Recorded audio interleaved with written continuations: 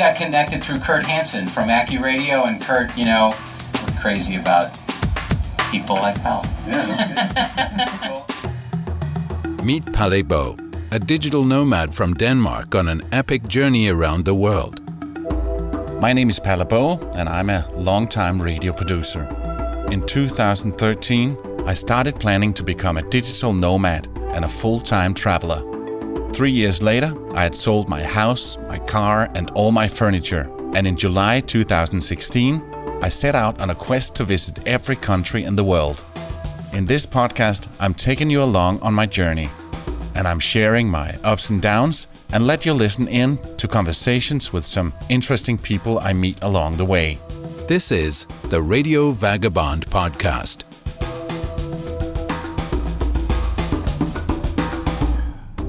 I said my goodbyes to Dave, and he was really a super 5-star Couchsurfing host, and I feel that I've gained a true friend. I don't know if you could sense it, but right from the first second I walked through the door, we had an instant connection and just hit it off really well, and I really enjoyed the conversations with him, and it was very nice to know that not all Republicans are burning racists, and he's a truly nice guy, even though we didn't agree on everything. But that's what makes conversations interesting, in my opinion. I left Toledo this morning at around 9 o'clock, and since my next Couchsurfing host in Chicago, Lee, isn't home before 7 o'clock, I had plenty of time to take the slow route to Chicago. So I took a detour from the expressway, the highway, the freeway, whatever they call it around here, and went down to Michigan Lake. And I knew that Michigan Lake is a big lake, but oh my God, it's big. It doesn't feel like a lake at all. It's got real beaches with sand, and it truly looks like an ocean. As I was approaching Chicago, it started raining, but I could just see the skyline getting bigger and bigger, and wow, it's a big city.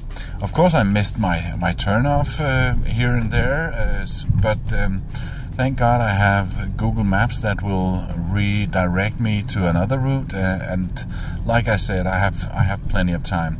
Right now it's 4:30, so I still have 2.5 hours until Lee gets home, and it's not that far away right now. Instead of heading to the absolute downtown of Chicago, I have a feeling that the traffic is totally crazy down there. I'm driving up to the northern part of Chicago to see if I can find Wrigley Stadium and maybe find a cafe and get online and do some work on my laptop. This episode is brought to you in part by Hotels25.com. It's a website that helps you find the best prices on hotels around the world. Hotels25.com, it's best price guaranteed. As I was approaching Wrigley Fields, I noticed a lot of people in baseball t-shirts and blue caps, and it turns out that there's a baseball game tonight. People are standing outside right now, where I am at the main entrance, waiting to get in. And because of the game, there's no parking, except if you want to pay $40, which I won't, because I'm only going to be here for about an hour or so. And I guess I was just lucky. I found a spot very close to the stadium at the side of the road, which was absolutely free. So I parked the car, and now I'm at the main entrance with a lot of people here. See if I can find some fans to talk to.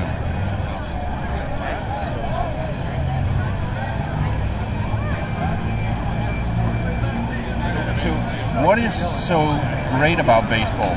As a European, I have no clue. It's just an American pastime. Great American pastime. That's what is American right here, baseball. But how? Isn't it boring? I hear that the games drag on forever. No, the games don't drag on forever. That's the best part about it, spending time with your friends watching the game. So do you go to every baseball game you can? No, this is the first Cubs game we've been to. I've been to Cincinnati Reds and Atlanta Braves. This is the actual first Cubs game I've been to. And the Cubs are doing quite well. Yeah, second place right now. And won last year? In their league, yep. World Series champs last year. They'll be back this year. 2 years back to back. I mean, it's a classic American pastime, and at least in Chicago, Cubs have always been very lovable, but also have really not been good, and now they're good, so everyone's rooting for them. And they won the World Series. Yeah. So do you go to every game? No. This is our one. I've been to a couple this year. This is my second game here in Chicago. And this stadium is iconic. Yes, that's the other thing. A lot of people come, at least at Wrigley Field, for the history of Wrigley Fields. Even like the ivy and the location is very historic. Well, it's nicknamed the Friendly Confines, so it's just kind of the friendly confines of Wrigley Field, so everyone just feels welcome and invited in this. No, I'm sorry I didn't get a ticket, but I know. Yeah. Next time. Maybe I'll find a TV somewhere. Yes. I'll absolutely. I'll root for you.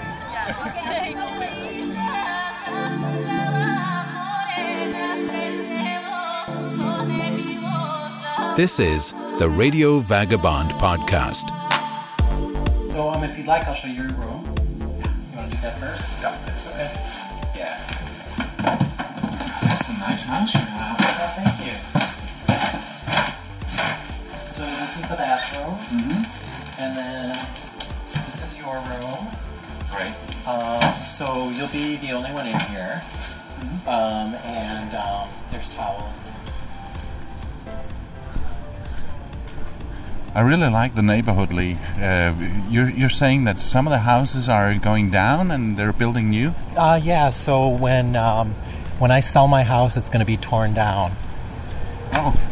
Because it's an old house. And how old? It's over 100 years old, so that's old for Chicago. Yeah. But I saw that they one of the new houses. I could tell that it looked beautiful, but I couldn't tell that it was an old house that just was painted. Oh, well, the new houses, yeah, they do a good job of making them look like they belong in the neighborhood. So how far away from downtown are we? About 6 miles. Well, that's not much. And that's about, we just agreed that's about the same population here as in the whole of Denmark. Yeah, in the Chicago area, definitely. Yeah. So where are you taking me? This is Roscoe Village, so we're on Roscoe Street. And so this is the heart of Roscoe Village, a neighborhood on the north side of Chicago. And we're going to a small local place? Yeah, so you can see the people sitting outside here. It's a beautiful night, and so Chicagoans try to get outside when the weather's nice in the summertime. And it certainly is right now. So we're going to a local bar. They've got some food too, but it's mostly a beer bar. You can get a mixed drink there too, but they're mostly known for their beer. Yeah. Are there any good local breweries here? There are quite a few. You can go on brewery tours, and the small breweries have really taken off in the U.S., so there's lots of local breweries. Yeah, so in Denmark as well. Okay.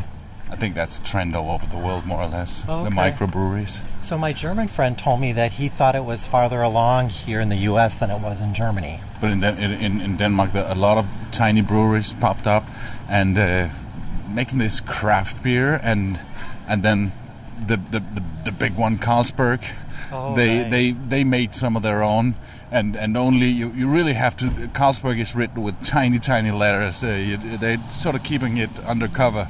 But they don't want to lose the business. Yeah. So this is a vegetarian restaurant here on the corner. Yeah.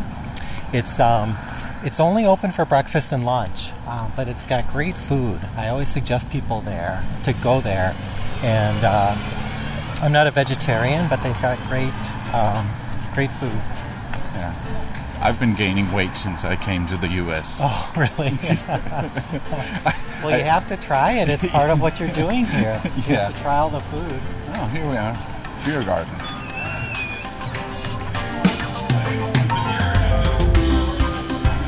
The night out with my Couchsurfing host Lee wasn't the only time I went out with a local. Being here in Chicago, of course I needed to try the famous Chicago pizza. It's often reported that the Chicago-style deep dish pizza was invented by Pizzeria Uno here in Chicago, according to Wikipedia, in 1943. So when my old local friend Kurt Hansen told me that he wanted to take me for the real Chicago pizza, I thought for sure that we were going to Pizzeria Uno, but we walked right past it. So this place is called Pizza Due. What's the story behind it? Deep dish pizza was invented in Chicago at a place called Pizzeria Uno. Just around the corner, we just passed it. Kind of an old 1800s brownstone mansion. And it became very popular, the story goes. Hi. Oh. Well, and we have to take a pause while we order our beer. Yeah. Mens vi bestiller vores mad og drikkevarer, så lad mig lige forklare forskellen på en Chicago deep dish pizza og de fleste andre former for pizza. Det er naturligvis, som navnet antyder, at kanten af den er meget høj, så det bliver nærmest mere en tærte, hvor der er plads til en hulens masse fyld, mere end en pizza, som vi kender den. Okay, so skål, or whatever skål. Danish for skål is. Skål. Is it skål? It's skål. So they had this Pizza Uno just around the corner. Right, so that in 1955, 56, 57 becomes so popular that there's lines out the door. They want to expand, but it's a mansion, and they couldn't expand, and they couldn't find an adjacent place, so they got a mansion a block away and named it Pizzeria Due. And that's where we are today. And you say that they have a better oven here? Yes, because about 10 years ago, Pizzeria Uno remodeled, and they got rid of their old classic oven for a modern one. And the modern ones aren't as good as the ones from the 1950s. So we've got the original oven for our pizza tonight. And all the stupid tourists, they go to Pizza Uno. Yes, and all the smart natives go, like you and me, we go to do it. Yeah, exactly. Tell me a little bit about Chicago. Now I've been here for a couple of days, and it seems like a place where everything happens, but in a nice, relaxed way, not too stressful. Yeah, I would say compared to New York or the cutthroat wheelers and dealers in LA. Yes. It's a town with nice architecture and clean, fresh air because we're right on a big lake, and great food, pizza, hot dogs, Italian beef sandwiches. So yes. I know Kurt from the radio industry. Like me, he's the kind of guy that goes to a lot of radio conferences around the world. In fact, he was the one that introduced me on stage before my keynote about creativity at the radio conference in Toronto, Canada, a few months back. And he also introduced me to the program director of the legendary AM station WGN here in Chicago a few days later. As I was talking to him and one of his assistants, one of the hosts walked by the office. John, come here for a second. Elif. Hello. Say hello to Palabo. Palabo? Did I say it? I keep practicing. I'm John. This is John Williams. Nice to meet you. And Elif Jarris. John, Hi. John hosts 1 to 3 in the afternoon, and Elif is the producer of the show. So, and how are you? He is a radio guru. How about that? See? Well, that's what I call my company. I'm so full of myself, so I call myself radio guru. Got it. I've been in radio since '85, and where? In Denmark. But he's traveling the world right now, 31 countries so far. I sold my house and my car and my furniture and my wife. That joke always gets a laugh. Maybe he wants to come on my radio. See, that's show. what we were. Yes. Yeah. Can you? Let's figure something out. Yeah. I'm going to sit down. We got connected through Kurt Hansen from Radio, and Kurt, we're crazy about people like Pal. Yeah. Okay. Well, I'll tell you what. You got to be somewhere in 20 minutes, and I could be ready to tape in about 20 minutes. If you had 10 minutes for me in 20 minutes, I think we could make some beautiful music together. That would be awesome. All right, terrific. Nice to meet you. I'll swing back through here. Yeah, that's great. And sure enough, a few minutes later, I was in the studio for yet another chat about being the radio vagabond. I was walking down the halls here at WGN Radio and bumped into my boss, a man named Todd Manley. Todd said, "John, meet Palebo." Well, I don't know if I'm doing that right. How do you say your name? Palebo, yeah. Palebo. Pala, it says on the business card handed to me, is a globetrotter, blogger, journalist, and public speaker from where? From Denmark. What are you doing in the United States? What are you doing in Chicago? Well, it's part of my journey around the world.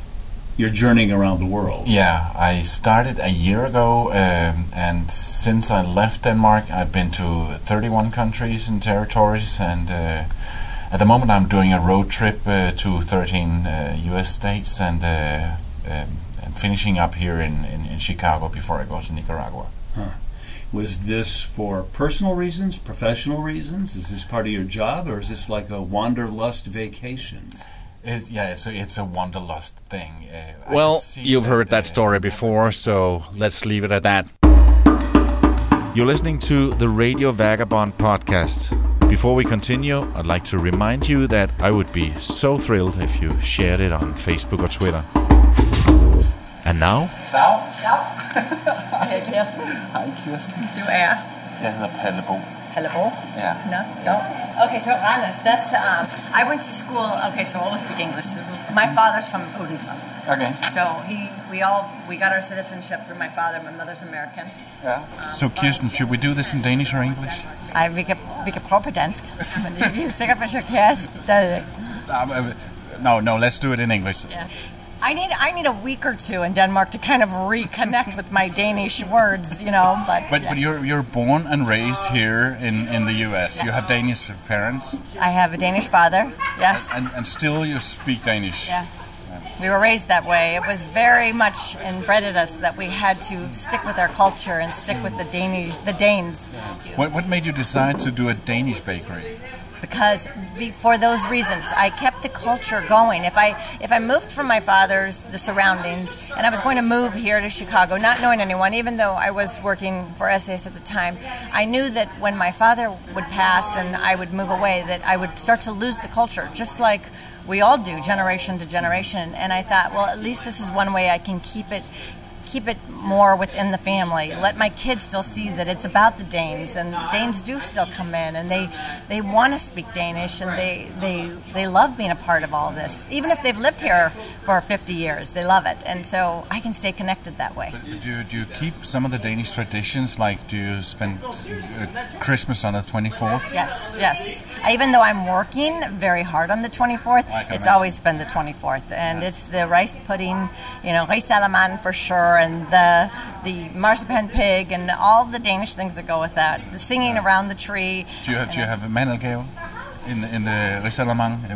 One big almond that gives a present. And you have to hide it. Of course, you cannot eat that. You better present that almond, and it better be there for that prize if you want it. And you can't put the spoon in. Absolutely not. Nope. It all has to be gone. Everybody has to claim. This last Christmas, it was my first Christmas out of Denmark, and my daughter was with me at the time, and we were in Chiang Mai, and there was no other Danes around. So we went with a group of Americans. We went bowling and to Pizza Hut, and it was so weird and so different. Yes. But it was okay. Do you know? It's memorable. I think that every Dane probably remembers their first New Year's Eve or Christmas Eve without having a Danish Christmas, because that did happen the first year I moved here, and I remember I worked so hard I could hardly move, and the family around me knew nothing about the tradition at that time. My kids were small, and I remember I had a hot dog that night, and it was the most upsetting thing to me, but nobody understood that, because the people I was around thought, oh, well, we're celebrating tomorrow. How old were you at the time? I was like 31. Whoa. And it was my first. In my imagination, it was the 9-year-old. No, it was the 31-year-old who came here, and that was my first Christmas ever without, so yeah, that might sound silly, but it was a big deal. I had a hot dog. I was 31, and I'd never experienced that. Christmas Eve anyway, so that could be a funny story. But Kirsten, I guess most of your customers are American. Yes. So do they want to buy the Danish rugbrød, and do you do rundstykker? And rugbrød, they don't really understand. I try to promote it. I'll try to sell it. But here it's so funny. A lot of the schools have international days, and I'll always have that one kid that picked Denmark for their country. So they'll call me, what do you have that's Danish? So I have to educate them on either the kringla or the rugbrød with the open-faced sandwich, and then they have to do a little more research on how to do it. But I will sell them what they need to do that, but they have to figure out how to do it. But that happens a lot, you know. Yeah. But people, and there are a few Danes that will come and they'll say, we need the rugbrød because we're going to have a Danish party and we're going to have open-faced sandwiches, or, you know, they want to do it very Danish, so they'll come to me. But it's fewer and fewer, and the new people, the Danes that come here now, they are looking for that because they miss it. Yeah. And I just had a piece of your kringla, and that was spot on. Oh, thank you. It was like being home in Randers. Right. And it's even hard to find good bakeries in Denmark these days. You know, I have found that, you know, just the old-time bakeries, they're gone. They're not. When I've gone back, it's like, where I want that corner bakery, and they're all being, you know. I heard that the biggest bakery in Denmark is now Føtex, the supermarket chain. That's kind of sad, huh? But they do a decent job, and they bake it everything locally, so they do a decent job. I wouldn't. No, you wouldn't diss that at all. Yeah, no. But I'm so glad that I got to see this place and visit you, and best of luck to you. I'm so glad you came in and introduced yourself, because I'm always up for meeting a new Dane that comes in. Great. So thank you. Thank you, Pelle. And that was almost it for this episode. In a few seconds, you can hear a clip from the next episode where I meet a fellow traveler. But before that, let me remind you that I would be so thrilled if you would give me some stars in Apple Podcast or in your podcast app. And if you have a few minutes, please write a few lines in a review. It helps other people find this podcast. You can reach me on mail if you have any feedback or questions or tips for me on what to see and who to talk to when I get to a new destination.